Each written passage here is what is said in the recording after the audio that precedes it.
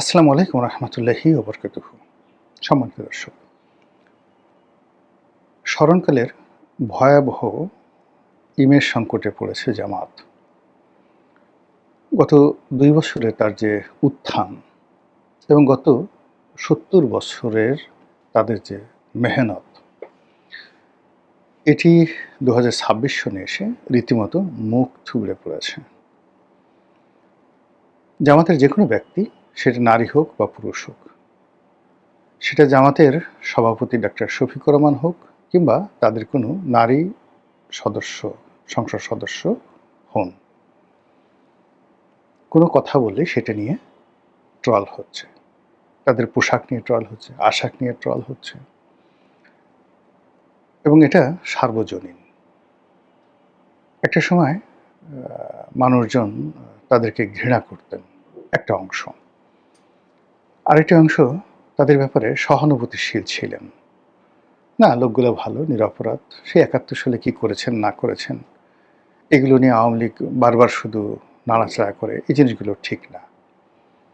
কিন্তু ইউনূস জমানাতে ক্ষমতার একদম চালিকা শক্তিরূপে তারা যে আচরণ করেছে, যে কথাগুলো বলেছে, যে অহমিকা দেখিয়েছে, এবং প্রশাসনের বিভিন্ন স্তরে তাদের যে লোকজন, যাদেরকে তারা দীর্ঘদিন লুকিয়ে রেখেছিল, তারা যেভাবে নিজেদের মুখোশ উন্মোচন করেছেন, যেভাবে বিশ্ববিদ্যালয় ক্যাম্পাসগুলো, তারপর বিশ্ববিদ্যালয়ের যে আবাসিক হলগুলো, সেই হলগুলো তারা যেভাবে নিয়ন্ত্রণ করেছে, মেয়েদের হলগুলো, মেয়েদের বিশ্ববিদ্যালয় এবং বিশ্ববিদ্যালয় কলেজগুলো, সেখানে তারা যে আধিপত্যবাদ দেখিয়েছে, এটি মূলত এককভাবে বিএনপি বা আওয়ামী লীগ কখনো সেটা পারেনি।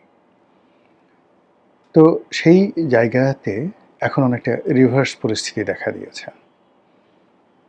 তাদের সবচেয়ে বড় দুর্গ, যে দুর্গ, সেটি হলো রাজশাহী বিশ্ববিদ্যালয়, এবং সেখানে জানে যে সেখানে ছাত্রলীগ আবার ঢুকে গেছে, এবং সেখানে নির্বাচিত সংসদ মানে ছাত্র সংসদ, সেখানকার যারা নেতৃবৃন্দ, তারা এটি নিয়ে বেশ মারামারি করেছেন, এবং রাজশাহী বিশ্ববিদ্যালয় প্রক্টর অফিসের সাথে সেখানকার যারা ছাত্র নেতৃবৃন্দ রয়েছেন শিবিরপন্থী, তাদের বাক বিতণ্ডা, মারামারি, কাটাকাটি, এবং যাকে বলা হয় তাদের যে অঙ্গভঙ্গি, সশস্ত্র অঙ্গভঙ্গি, দেশীয় অস্ত্রে অঙ্গভঙ্গি, এটি এখন ভাইরাল বিষয়ে পরিণত হয়েছে সারা বাংলাদেশে।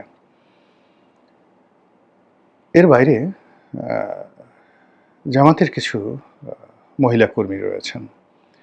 প্রথম দিকে দেখা গেল যে তাদের প্রজ্ঞা, মেধা, কথা বলার ধরন, জ্ঞান গরিমা, এগুলো নিয়ে অনেকে ইতিবাচক চিন্তা চেতনা করতেন। কিন্তু সাম্প্রতিক সময় দেখা যাচ্ছে যে এমন সব কথাবার্তা হচ্ছে, এমন সব ফটো কার্ড বের হচ্ছে, মানে যেগুলো আসলে খুব অসম্মানজনক। এবং জামাতের যারা নেত্রী রয়েছেন, নারী কর্মী রয়েছেন, তাদের জন্য আসলে এই মুহূর্তে শো অফ হওয়া, পাবলিক এর সঙ্গে কমিউনিকেশন করা বা দাওয়াতি কর্মকাণ্ড পরিচালনা করা, যেটা আগে তারা করতে পারতেন, এটি এখন আসলে সম্ভব হচ্ছে না। বিএনপির ক্ষেত্রে একই অবস্থা। বিএনপির এক নেতার সঙ্গে সেদিন কথা হলো, সংসদ সদস্য হয়েছেন। তো আমি জিজ্ঞাসা করলাম, কেমন যাচ্ছে? তো সে বলল যে এখন আসলে যখন বিরোধী দলে ছিলাম তখন রাজনীতি করার যে আনন্দ ছিল, যে গ্রহণযোগ্যতা ছিল, পাবলিকের যে সহানুভূতি ছিল, সেটা নেই। না থাকার কারণে ওই সময়টা মিস করছি। আর বর্তমান সময় নিয়ে খুব আতঙ্কিত অনুভব করছি। এই যদি হয় বিএনপির অবস্থা, তাহলে জামাতের অবস্থা আরও কত খারাপ সেটা বোঝার চেষ্টা করুন।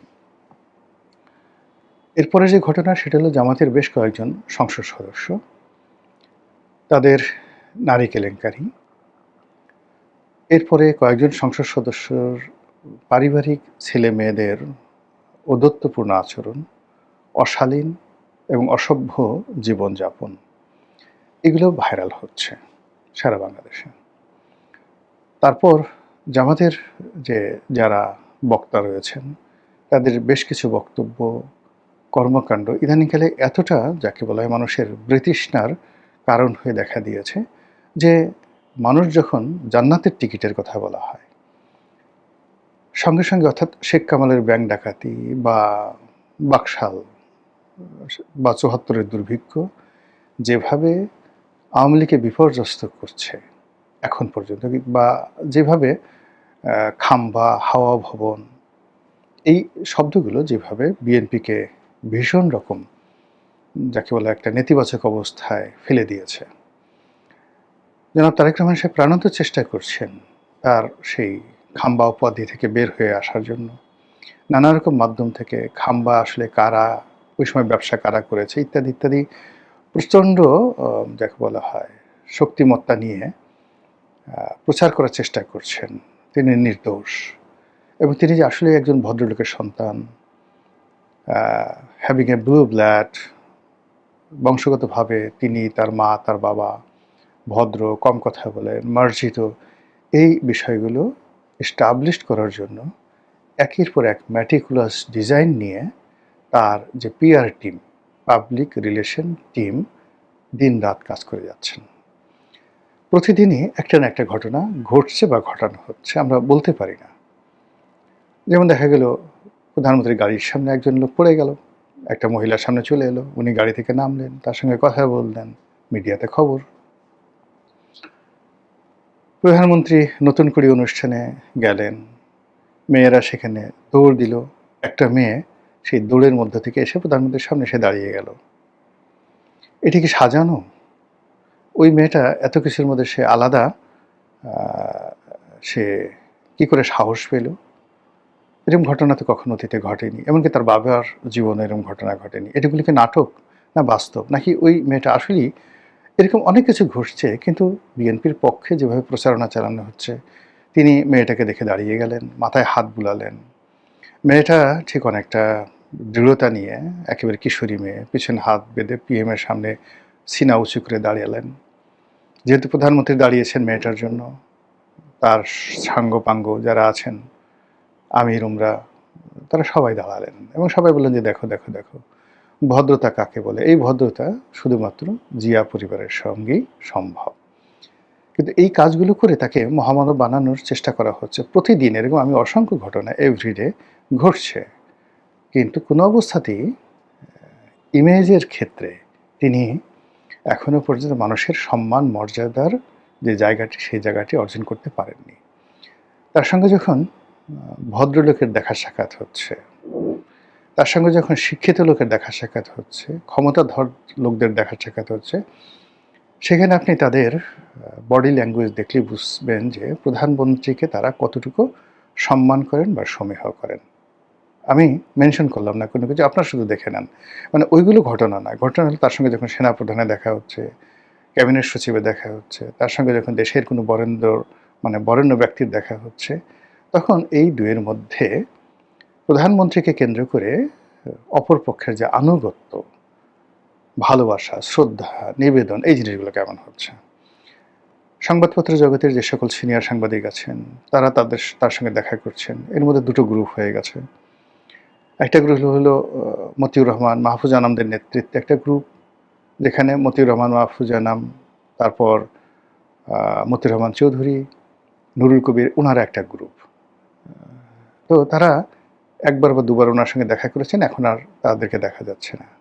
আবার অন্যদিকে আমার দেশের মাহমুদুর রহমান, জাজিউদ্দিনের শফিক রেহমান, তো এই পুরো বিএনপি এবং পুরো জামাতের যে সমস্ত সাংবাদিক রয়েছেন, তারা যখন তার সঙ্গে দেখা করছেন, সেখানে আপনি এদের বডি ল্যাঙ্গুয়েজগুলো দেখেন, আপনি বুঝতে পারবেন যে সম্মান এবং মর্যাদাটা এই গত 5 মাসে 6 মাসে কতটা তিনি অর্জন করেছেন বা আগের যে জায়গাগুলো থেকে কতটা বের হতে পেরেছেন।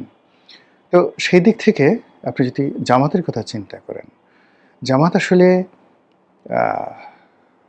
চেষ্টা করেনি, মানে নিজেদের যে ইমেজগুলো, ৭১-এ তাদের ভূমিকা, ইসলামাইজেশনের ব্যাপারে তাদের যে চিন্তা চেতনা, এই বিষয়গুলো তারা মানে গত 2 বছরের চেষ্টাই করেনি। তারা মনের আনন্দে, মানে আমরা যে কাজগুলো করি, সেটা হলো আপনারা দেখবেন মানুষ যখন খুব আবেগপ্রবণ হয়ে যায়, আপনার ঘরে একটা নবজাতক সন্তান আসছে বা 3 মাস, 4 মাস, 5 মাস, 6 মাসের সন্তান, আপনি তাকে চুমু দিচ্ছেন, সে একদিকে পায়খানা করে দিচ্ছে, তারপর আপনি চুমু দিচ্ছেন। তারপর শেষে আপনি তাকে আদর করতে গিয়ে ওরে আমার লুলু বাবা, ওরে আমার পুলু বাবা, ওরে আমার পুতু পুতু, ওরে আমার টুসু টুসু, ওরে আমার কুনু কুনু। আপনি তার কানে চুমা দিচ্ছেন, নাকে চুমা দিচ্ছেন। ছেলে কাঁদছে, মেয়ে কাঁদছে, নবজাতক, কিন্তু আপনি চুমা দিয়েই যাচ্ছেন। তো এইরকম জামাত যখন ক্ষমতায় এলো তারা মনের আনন্দে শুধু চুমা দিতেই থাকলো। বলে এখন যদি বলা হয় কোনো একটা ব্যক্তির নামে সুম্মা, বলেন তো কার নাম আসে বাংলাদেশে? আর কিছু লাগবে না। কিয়ামত পর্যন্ত আপনি এই নাম আর রাখতে পারবেন না। কিংবা সাতক্ষীরার যে এমপি ১৭ বছর মেয়ের সাথে সে যেভাবে হোটেলে তিনি ধরা খেয়েছেন, এ দৃশ্য আপনি কিয়ামত পর্যন্ত দূর করতে পারবেন না। আবার ওই যে জান্নাতের টিকেট, এটা নিয়ে যে ন্যারেটিভ তৈরি হয়েছে, সেই দিক থেকে আপনি কোনো অবস্থাতেই এই বদনামগুলো আপনি দূর করতে পারবেন না। এর বাইরে জামাতের A team, B team, C team. এখন জামাতের সাথে যারা আছে, সেটা এনসিপির যারা লোকজন আছে, তাদেরকে সবাই বুঝে এরা জামাতের লোক।